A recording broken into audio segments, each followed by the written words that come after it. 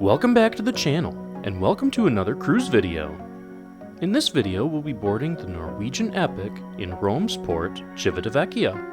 Civitavecchia is located about 40 miles northwest of Rome. So right now, we're on our journey north from the airport to this cruise port at Rome's Trastevere station. We were getting very hyped up for this cruise. What are you looking forward to the most? What am I not looking forward to? Food, yes. drinks, yes, having the sea breeze in my hair. Yes, of course. And then all the cool ports that we're going to as well. And the casino. You're excited about that? I am. By taking a couple of regional trains, we were able to make the trip from Rome's airport to the Civitavecchia station in about an hour and a half. The ride was easy enough, and it only cost €11, or about $12 per person. Just make sure when you leave the airport that you get on the regular regional train. Don't fall for all of the advertisements about the Leonardo Express. The Leonardo Express goes directly from the airport to Rome Central Station, and it costs a lot more than the regional train. We did this once, and it was extremely packed with people to the point where we had to stand the entire time. Also, if you take the Leonardo Express, then you'll have to take another train out of Rome instead of connecting outside of the city, making your trip a bit longer. Anyway, we arrived at the Civitavecchia station with plenty of time to spare, and we soon found a shuttle bus to the port. The shuttle bus is operated by the city, and they give you a ride from the Civitavecchia station to the port for €6 in cash. Not too bad for a bus that takes you right to the ship. We're here. Not a bad line either. No. And we got inside right away. And super quick baggage check. Yeah. We were through security in a jiffy, and then we got to see the Epic close up and personal for the first time. To be honest, it's not really NCL's prettiest ship. You can learn more about the Epic ship, enjoy a ship tour, and watch a room tour on our channel. Check out the link down below. Excited, aren't we? Very excited. I want to get on.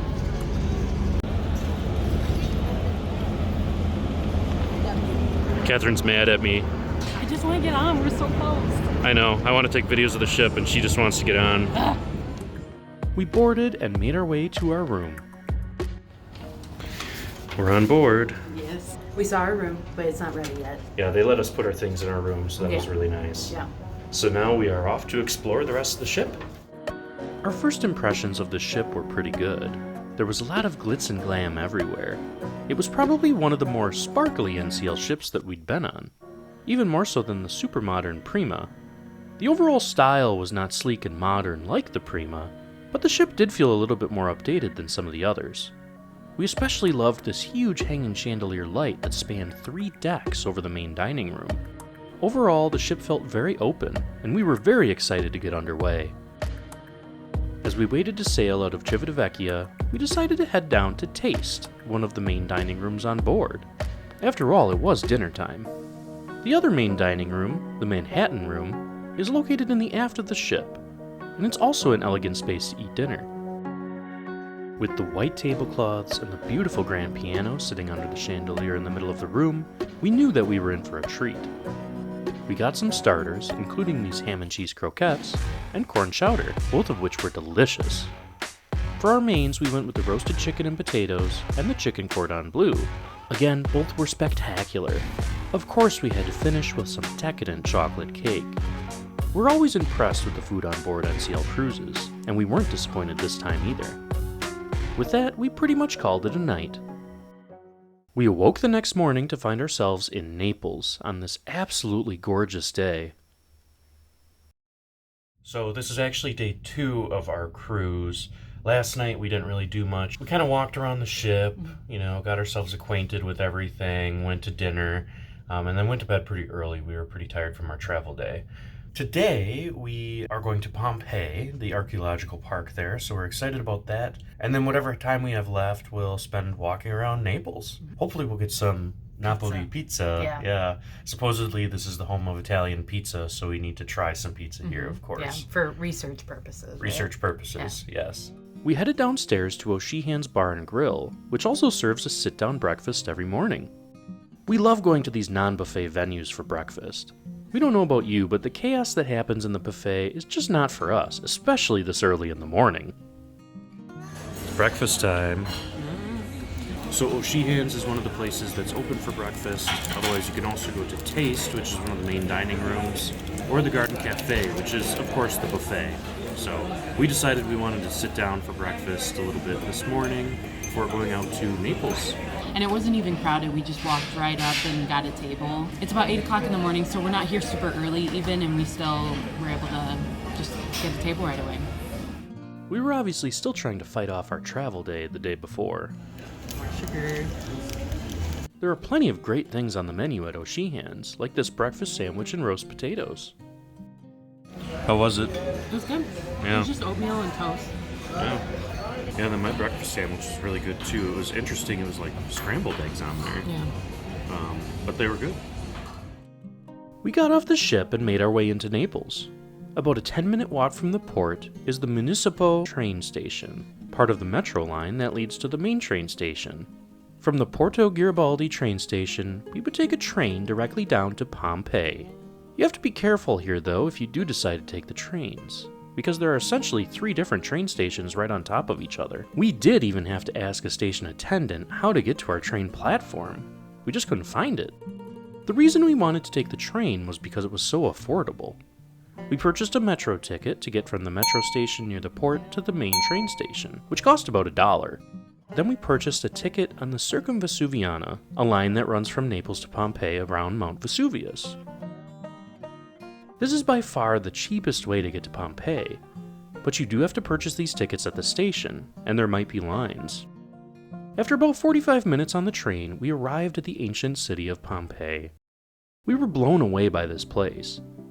We all know the story of the ancient volcano that buried and preserved this civilization, but you can't really understand the scale of what happened unless you visit this park. We would strongly recommend doing your research and finding exactly what you want to see here ahead of time. After all, this park is enormous. There are plenty of maps online, and the Pompeii website gives you some great information on the park. You can check it out in the link down below. We purchased our tickets for the park ahead of time on the website, which was definitely worth it. There was a huge queue at the box office when we got there, and we're glad that we didn't waste an hour of our day waiting in line for tickets. The super all-inclusive ticket to the park cost €22, but we just bought the express ticket, which gets you into all of the major attractions except for the suburban villas. This costs €18 per person. Be aware though, for 2024 these ticket prices were raised to €19. Once you're in the park, you're pretty much free to roam wherever you want. Like we said before, this park is absolutely huge, 12 square kilometers to be exact. You can walk down these ancient stone streets that the Romans used to thousands of years ago. You can even look into and walk into some old houses and see works of art that are scattered throughout the grounds. You can even meet with others in the ancient forum, just like the citizens used to do 2,000 years ago. It's really quite remarkable. With all of the ledges and cracks in the road, though, you do have to watch your step every now and then. How you doing with all these steps, Catherine? I'm doing great. Yeah. She's tripped so many times. There are a few highlights that we were sure to check out, including the Grand Theater, the thermal baths, including the Stabian baths, the Forum, of course, and the Temple of Venus. In this open-air museum, there are also so-called body casts on display, which are basically human bodies that have been completely covered by hardened dirt and ash and preserved by the volcano. These casts were displayed throughout the park, but on this day they were all being examined and restored, leaving only the empty glass shells in their place. If anything, this was even more eerie. After a couple of hours in this park, again it's huge so you could really spend days here, we decided to call it quits. After all, we still wanted to head out into Naples and get some of that famous pizza everyone was talking about. How's it going? It's good. It's really cool. Yeah, it's huge. You can't even comprehend how big it is. I know. Yeah. If you do get a chance to come to Naples, don't skip Pompeii. Even if you're not a history buff or are not quite acquainted with the story, it's still a mesmerizing place to visit. Just to think that you can walk down the same street that someone did thousands of years ago and look out over the sea or into the mountains is just an indescribable feeling. We headed back down to the Pompeii Scavi train station and boarded the train back to Naples. We saved so much money by doing this ourselves instead of booking through an excursion on the cruise line. We've said it before in our other videos, but excursions on cruise lines are extremely expensive. There was a Pompeii on Your Own excursion available for $50. This excursion provides you a transfer from the boat to the park and doesn't include your entrance ticket. Just to remind you, our entire day at Pompeii, including round-trip transportation and the tickets to the park itself, cost us just $25 per person. The excursion from the cruise line doubles that, and it doesn't even include admission. We arrived back in Naples with two goals: to get to the top of the mountain with the funicular railway, and to get some pizza. We walked through the streets towards the funicular that runs throughout the hills in Naples. These funiculars are part of the city's main transportation network, which means that they're not really based on tourism and are quite affordable. The tickets cost about €1.50 per person, and it takes you right up to the Castle St. Elmo. So we just took the funicular and now we're walking up this road to St. Elmo's Castle.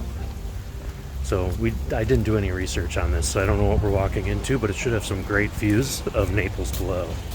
This 14th century hilltop fortress and former prison commands an amazing view over the Bay of Naples. We were running out of time in this city though, and we still had to get our pizza, so we didn't spend too much time at the castle. We had to start heading back down to the port, so we started taking some stairs that we found. Took the funicular up, and now it's time to take a ton of steps down. We soon realized that this might not have been the best decision. You know, this is really treacherous going down these steps. Yeah, they're the awkward length steps where you don't know if you should step on them twice or just once.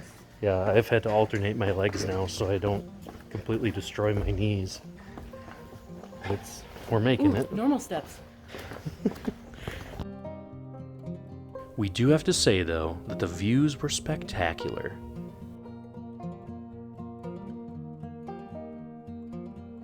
Catherine even found a little friend up here. Did you feel rejected by that cat? A little bit, yeah. Oh, there he goes. He's just like, nope. Get away from me, you crazy lady. I feel like I look sweaty. Yeah, because there's so many steps. It feels good right here. Look at that breeze. We finally got the pizza that we were promised. And we weren't sure if it was just our hunger talking or the ordeal of the steps, but this pizza was pretty darn good. Well, we needed to stop after that walk down. I mean, we're basically at the bottom. I don't know, even walking downhill. How are your legs? My legs are killing me. Yeah. I'm not looking forward to standing up again. From there, we walked back towards the ship, being sure to walk through the famous Piazza del Plebiscito, a huge and beautiful square bordered by a royal palace on one side and an amazing basilica on the other. Of course, there were tons of other government buildings around here. From here, we were able to look up on top of a hill nearby and see another Naples landmark, the huge 33,000 square meter monastic complex of Sister Orsola Benincasa. From there, it was a nice walk back to the port. There were tons of things to see, but we were really happy when we saw the ship once more. It's such a nice feeling when you turn a corner and you finally see your ship off in the distance. Especially when you just walk down about a million stairs. Yeah. We made our way back past the rest of the harbor to our ship, but not before we noticed something else sitting in port. So we're headed back to our ship. And we're just noticing in port is Royal Caribbean's Symphony of the Seas, and it is a massive ship. The epic Symphony of the Seas. It's not surprising that this ship stood out. After all, it has a capacity of nearly 2,500 more people than the epic. We were only back in the ship for about 45 minutes before we started to pull out of the harbor. This sail away from Naples was absolutely beautiful. The sun was setting directly behind us, and it cast an almost ethereal glow onto the city. This is what cruising is all about. However, we did have to turn our attention into our cabin for a little treat that the crew left for us. So as a perk of our room, we did get a free bottle of champagne, which we thought, what better way to use this then during the sail away from Naples. So we're gonna bust this thing open. Ooh, there we go. Nice. Not too bad. Yeah. So we're gonna go enjoy this out on the balcony. Doesn't get any better than this.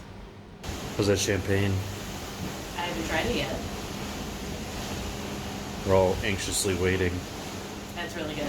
Yeah. It's maybe just because of the view. Yes.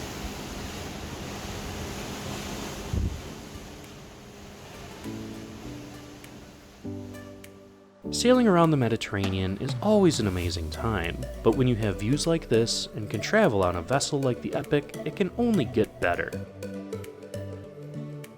Make sure to check out our next video when we pull into Mallorca, Ibiza, Barcelona, Cannes, and more. Thanks for watching, and we'll see you in the next one.